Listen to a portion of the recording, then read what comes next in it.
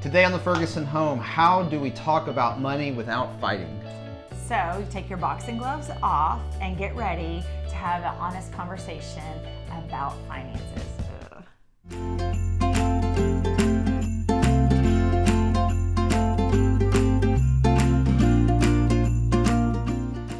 Well, today in the Ferguson Home, we want to answer the question that we get often: how do we talk about money without fighting? And we should just be honest from the get-go that this has been a harder one for us, and we've grown a ton, but we still have a lot of growing to do. So we are not saying at all that we have it figured out, but we do want to share the things we've learned along the way that have helped us and have put us in the healthier spot we are today. Yeah, we've been through many different seasons with money in our 19 years of marriage. I mean, when we first got married, we were both working, no kids. Oh, yeah. Then we started having children. You stayed home. And you were the only one making Well, money. you worked a little part-time, but I was working full-time. And then once we had multiple kids, you were not working at all, and I was working full-time, and now you're going back into the workforce. And so all of that and we come changed. from very different places and what we brought into the marriage. So I grew up in a single parent home to where we had no money to save. Like every single thing that we brought in fact, when I started working in middle school, high school, I was helping contribute to finances for for my mom and I. So that's my situation. Yeah. Savings, what? I don't know. My situation was very different. My parents never talked about money, but it was understood that you save, you don't go into debt, you plan for the future. Absolutely. Money, And so that just set us up for two different backgrounds as we came into marriage. And we find that for a lot of couples that they come from two different places and they're trying to figure out how now do we merge our finances together without fighting about it all the time. Do you remember, this is a quick funny story, but I remember when we were engaged, and it was like one of the things was that we had to like talk about what we were bringing into the marriage financially. Yeah. And I had like $300 on a credit card, and I thought that was going to be like a breakup issue almost for a little bit. I wasn't sure we could get married since you had debt on your credit card. You made me feel pretty bad about that. And so I was like, what in the world, $300? But yeah, side note, we've grown a ton since then. I will say we got that paid off before we started. got married. Yeah.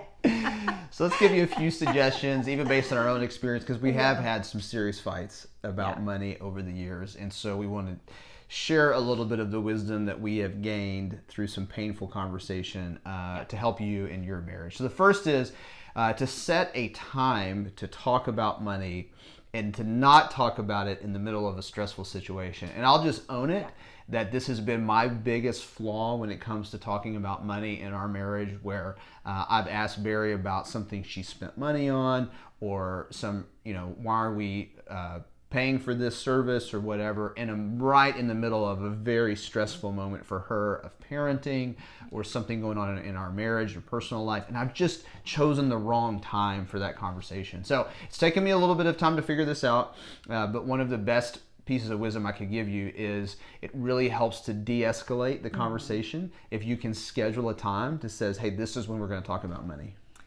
Yeah, and I think on my end for that is that I just always, because especially during the seasons where I wasn't contributing financially, I would take it so personally. So even when you were coming to me and asking me questions and your heart was not to belittle me or make me feel bad about spending the money, I took it that way because it was more of an inner struggle that I was fighting through. So yeah, process your own heart on that. Like when my spouse comes to me, and they even choose the right time, but yet I still choose to respond negatively. Why is that? And oftentimes it can be our own insecurities. That's really good. A second tip that we would give you is it's really helpful to spend the money on paper before you spend it in reality. And so we have a spreadsheet that we have, and we've tracked it every year about what our budget is. And it doesn't have every little detail of every dollar we spend. As far as, this is how much goes to the gas station or whatever. But it does have all the big buckets that are incorporated in our budget. And part of our planning process, and we'll do another video talking about doing a getting away to get it together trip as a couple to kind of plan for your next year. But every year for us, part of that process is working on our budget on paper. Yes, and for me, knowing my bent is I'm very spontaneous in nature. I'm sure that'll come up a lot more in our videos, What? but You? that affects my spending. And so just having a debit card to spend, it just feels like no big deal to me. So the healthiest for me option is the cash system, which we've been better at that at certain times. But for me to see the money and to on paper to budget, okay, we have this much for groceries, and then to take that out in cash and I have it in an envelope in my purse. The visual helps me a lot. So yeah, I think spend the money on paper, but also know your bent. And if you are bent more like me to where it's no big deal to just swipe that card, then you might want to just look into the cash system. Dave Ramsey. Here's a plug for Dave Ramsey. That's good. That's good. A third suggestion we would make to you that, again, kind of helps to make the conversation positive and not negative is instead of talking about what you're not going to spend, talk about your priorities together as a couple and dream about what you want to do financially as a couple. What do you want to invest in? What do you want to give to? What do you want to do with the resources that God has given you to steward? And to really plan and pray and think about that as a couple for the future is really something that can really bring you together rather than tear you apart. Yeah, and especially dream together about how you want to be generous with your money, because there's just so much we could spend our money on that's temporary. And so you feel like you're a part of something bigger when you're giving. And so dream about that together and how you can, that'll help you to budget because you'll want to have money that you can give. Absolutely, absolutely. Jesus said it's better to give than to receive, and we've seen that in our own life. And so we would encourage you, even as you're spending the money on paper, that you plan to be a giver. You plan to give as a family. You plan to give individually. And again, it's just part of those discussions of what are our priorities as a family financially, and making sure if you have that conversation ahead of time, because if you don't, the money will just go. I mean, you'll always find something to spend the money on. And then you get to the end of the month, end of the year, and realize, wait a minute, we didn't do what we wanted to do with our money this year, and you'll just be frustrated by the process. And sometimes you have to be really proactive. We had lived in a neighborhood for about 10 years, and I loved it, and I loved the people, and I lived down the street from a dear friend, and everything was going great, but we knew our church was getting ready to build. Was it the building part? Was getting ready to build a building, and so we had to plan far out. And that included if we really wanted to give what God had put on our heart, we knew coming together and sitting down as we're dreaming, like, we're going to have to sell this house. We're going to have to get out of this neighborhood that we love and cherish so that we can have lower taxes.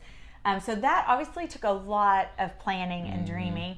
And it hurt a little. I wouldn't have traded it for the world now looking back, and knowing that even we were able to teach our kids that, hey, this house, so it's great in the big scheme of life and things, like you don't need that movie room, but you'll be able to bring your kids to this church and see what God's doing here, and your grandkids. And so anyways, just when you're dreaming together, dream big and dream far out. What do we need to do now, and what big steps might we need to take so that we can be generous? That's good. Yeah. Another suggestion we would make to you is to make sure that you actually do blend your finances together and have one account instead of two.